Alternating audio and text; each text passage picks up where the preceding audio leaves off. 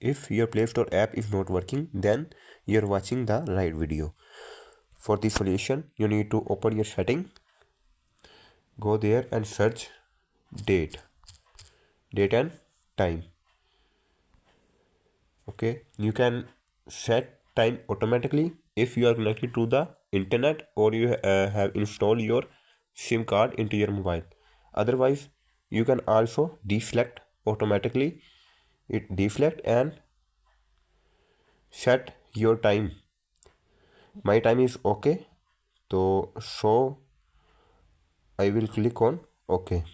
The most probably reason of Play Store not working is incorrect date and time. After correcting your date and time, you need to restart your phone. You can power off your phone and after you can power on your phone.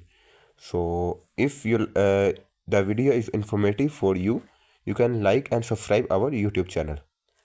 If you have any queries or any question, you can comment in the comment section. We will reply soon. Sound quality इसकी अच्छी है, battery timing normal है, ना इतनी ज़्यादा अच्छी है ना इतनी ज़्यादा हल्की है।